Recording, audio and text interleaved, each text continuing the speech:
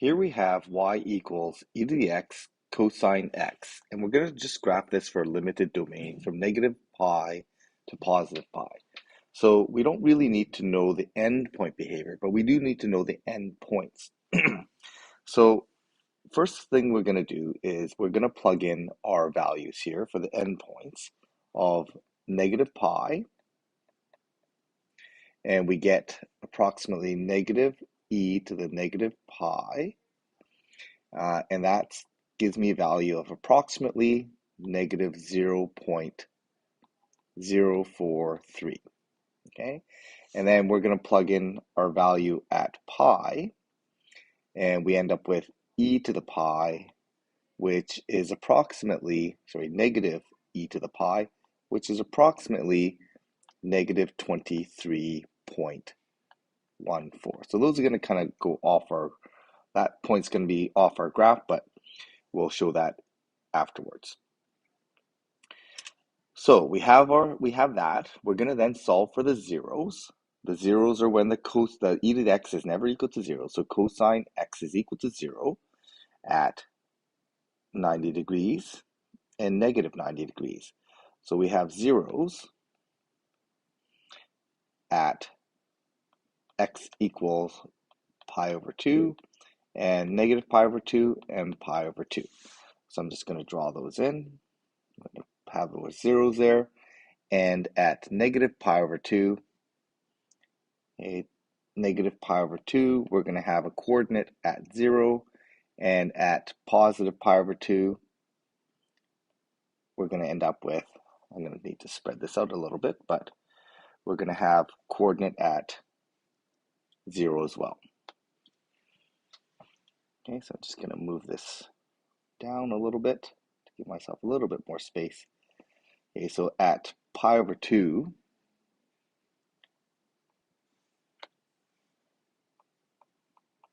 we're going to have a 0 as well.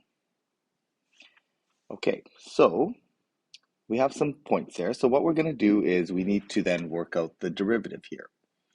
Okay, so differentiating this, we're going to end up with the derivative is going to be y prime e to the x cos x plus e to the x. The derivative of cos x is negative sine x. So we end up with y prime is equal to e to the x is one of the factors, and we end up with cos x minus sine x. Okay, so e to the x is never equal to 0. Now, solving this equation is a little bit tricky because we have a cos and a sine, but I'm just going to write it like this, cos x, and really we're trying to find out where cos x is equal to sine x when that's equal to 0. And solving this, I can rearrange this expression by dividing both sides by cos, and I end up with sine x over cos x. Now, we could have interpreted this equation here and just said, when are the sine and cos is the same? It's going to be the same in quadrants 1 and 3 at 45 degrees and 225 degrees. But we can actually solve this algebraically as well if we convert this into sine over cos, because really that is equal to tan x. So where is tan x equal to 1? Well, we have a slope of 1 here and here. Okay, so that's going to be at pi over 4, and that angle down in quadrant 3 is, and we have to go in this direction, so it's going to be negative 3 pi over 4. So identify those coordinates at x equals negative 3 pi over 4 and positive pi over 4. So those points then I'm going to put into my table of values. So negative 3 pi over 4, when I plug that in, I end up with a value of negative e over to the negative 3 pi over 4 over root 2, and that's approximately equal to, as a decimal value, that's approximately equal to negative 0.067, okay? And then we plug in our positive pi over 4, At positive pi over 4, we're going to end up with e to the pi over 4 over root 2, and that works out to be approximately 1.551. Okay, so we've got some coordinates there, and we're going to start maybe plotting a few of these coordinates. So at negative 3 pi over 4, which is right about here, it's just down very, very close to the x-axis. So really, really close to the x-axis here. At positive pi over 4, so that's positive pi over here, it's going to be at 1.55, so about 1.5, somewhere up just above that line there. Okay, so those are some coordinates we have.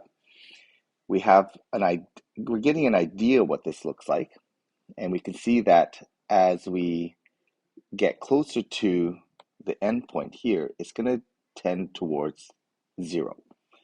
And as we get closer to the endpoint on the other side at pi, we're going to go way off the graph. So it's going to go way down here. Okay, so we're going to look for then the second derivative of this. Okay, the second derivative of this, we're going to differentiate again. So we're going to take the second derivative, y double prime. When I differentiate that expression, I'm going to end up with e to the x times cos x minus sine x plus e to the x, and then differentiating cos, I get negative sine x minus the derivative of sine is going to be cos x. And then I can simplify this expression. I'm going to end up with the cos x's cancel out.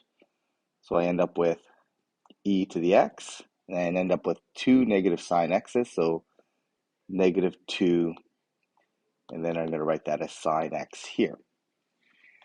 Okay, so there's my derivative, negative 2 e to the x sine x, and I want to know where this is equal to 0, and that's going to be equal to 0. E to the x is never equal to 0, so we're looking for when sine x equals to 0. Okay, sine x is equal to 0 at 0 here and negative pi. Okay, so that's when we're going to have our inflection points are going to be at 0 and negative pi and also positive pi. So I'm going to maybe write that down. X is equal to negative pi, 0, and positive pi. Okay, so at those endpoints, we do have an inflection point. We're not going to show that, but that there will be or potential inflection points there. So plugging in x is 0 into my table of values, when I plug in x is 0 into my original equation, I get e to the 0 times cosine of 0, and cosine of 0 is 1. So there's another coordinate. So I know there's another point right there. And that point I know is an inflection point. So doing my slope chart here,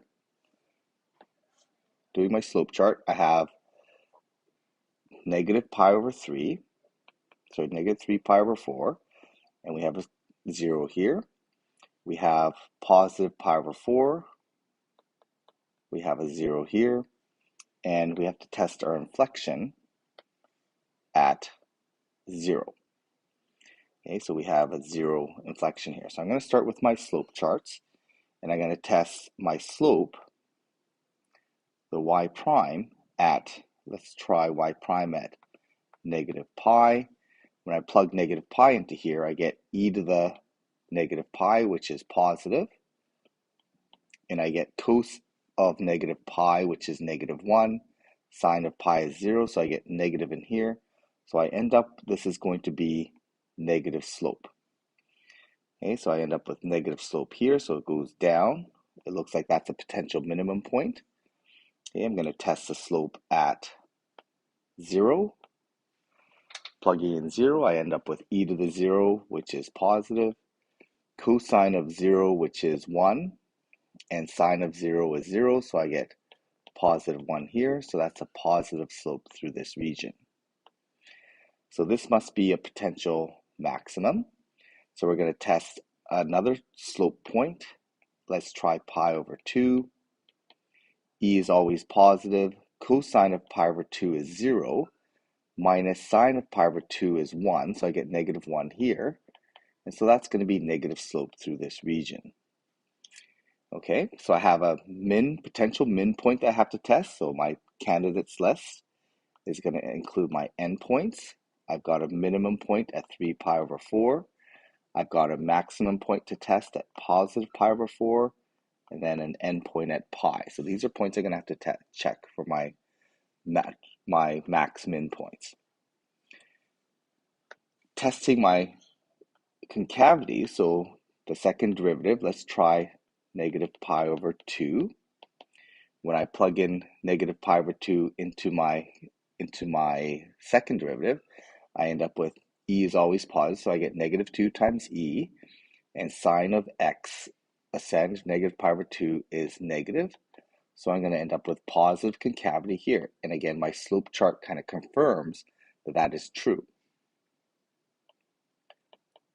My second derivative, I'm going to try positive pi over 2. When I plug that in, negative 2 times e is negative. And then inside the bracket, sine of pi over 2 is going to be positive 1. So I end up with negative concavities in this region here. Okay, so those are my slope charts and my concavity charts. I'm going to sketch this graph before we do our candidates, before we check our candidates. So we, just zooming in here, we know that it's going to come down like this. There's a minimum here. It's going to go through the 0. It's going to curve through here and then change concavity through this point. We end up with a max. We end up with a 0 here, and it's going to go way, way down. And at those endpoints, we will have the second derivative equal to 0. So there are potential changes in concavity at those points, but we don't need to worry about them because we're only going to graph from negative pi to positive pi. So then looking at our candidates list, I've kind of made a list here. So putting our values, negative 0.043, negative 0.067. We know that's a local min.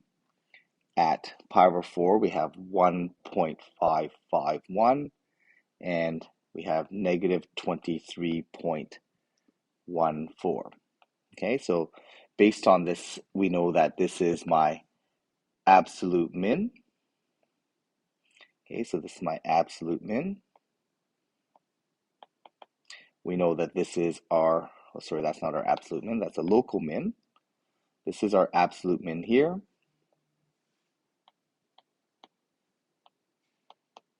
And then we can see that our local max is our absolute max.